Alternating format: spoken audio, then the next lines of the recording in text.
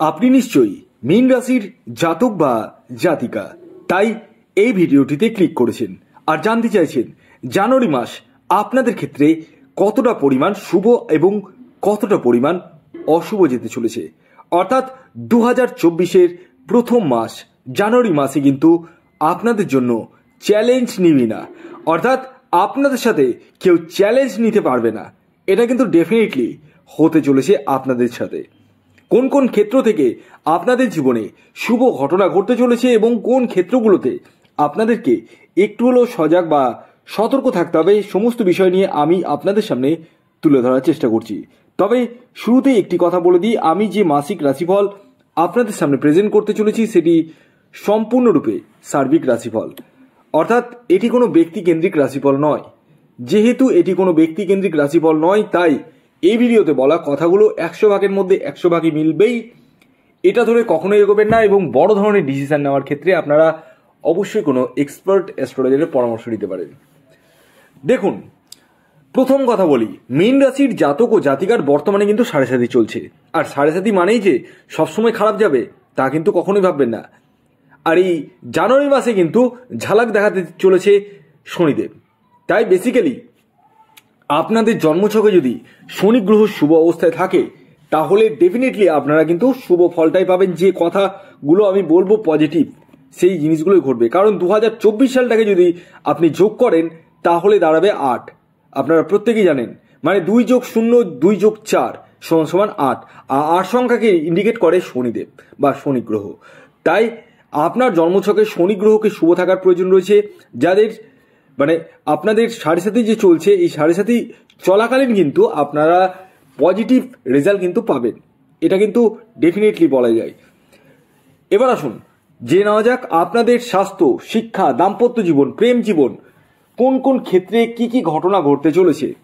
প্রথমে আসি স্বাস্থ্য নিয়ে খুচরো প্রবলেম কিন্তু থাকবে, বিশেষ করে মাথার সমস্যা, স্নায়বিক সমস্যা, পায়ে চোট আঘাত লাগা, এই জায়গাগুলো কিন্তু থাকতে চলেছে। তাই যারা বাইক বা গাড়ি চালাচ্ছেন তারা একটু হলেও সজাগ বা সতর্কভাবে কিন্তু বাইক বা গাড়ি চালান, তাতে কিন্তু আপনারা অনেকখানি কিন্তু রিলিফ পাবেন। এছাড়াও এই জানুয়ারি মাসে আপনারা মনের বাসনা অনেকাংশেই মিটিয়ে ফেলতে চলেছেন। দীর্ঘদিনের কোনো স্বপ্ন বা প্রত্যাশা কিন্তু পূর্ণ হতে চলেছে আপনাদের, এটা ডেফিনেটলি বলা যেতে পারে। এছাড়াও এই জানুয়ারি মাসে যারা ভ্রমণে যাবো ভাবছেন, ঘুরতে যাবো ভাবছেন, তাদের ক্ষেত্রে কিন্তু ভ্রমণ সুখ আসতে চলেছে। অর্থাৎ এই মাসে আপনারা কিন্তু ভ্রমণে যেতে চলেছেন, ডেফিনেটলি আপনারা কিন্তু ভ্রমণে যেতে চলেছেন। এবং বিদেশ ভ্রমণের জায়গাটাও কিন্তু আপনাদের ক্ষেত্রে কিন্তু দেখতে পাওয়া যাচ্ছে পূর্ণ মাত্রায়, অর্থাৎ আপনারা কিন্তু বিদেশেও ভ্রমণে যেতে চলেছেন। তবে এই মাসে ছোটোখাটো দুর্ঘটনা থেকে কিন্তু সাবধানে থাকবেন। এবং এই মাসে কিছু এমন ব্যক্তি আপনার আশপাশে ঘোরাফেরা করবে যারা আপনার কাছ থেকে সুযোগ নেবে, সুবিধা নেবে, কিন্তু আপনাকে কিন্তু এক চুলো সুযোগ সুবিধা দেবে না। এইরকম ব্যক্তি থেকে কিন্তু সজাগ বা সতর্ক থাকবেন। কাউকে মনের কথা, পেটের কথা খুলে বলবেন না কখনোই।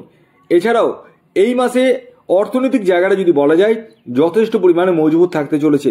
বিভিন্ন সূত্র থেকে আপনাদের আয় বৃদ্ধি হতে চলেছে, সেটা চাকুরি বলুন, ব্যবসা বলুন বা সেলফ প্রফেশন। কিন্তু একটি কথা বলি, ব্যবসা ক্ষেত্রে আপনারা কিন্তু ধারটা কিন্তু কম দেবেন, যেটুকুটা বিক্রি করবেন নগদে বিক্রি করুন, এটাই আমি বলবো। এই মাসে আপনার গৃহে কোনো মাঙ্গলিক অনুষ্ঠান হওয়ার সম্ভাবনা রয়েছে। এছাড়াও এই মাসে আপনার ভাই বোনের সঙ্গে যে সম্পর্ক খারাপের দিকে গিয়েছিল, তলানের দিকে ঠিক ছিল, সেই জায়গা থেকে কিন্তু আপনারা রিলিফ পেতে চলেছেন। এই মাসে আপনারা কারো কাছ থেকে প্রতারিতও কিন্তু হতে চলেছেন, কাউকে টাকা কিন্তু দেবেন না, সেই জায়গা থেকে কিন্তু সাবধানে থাকবেন।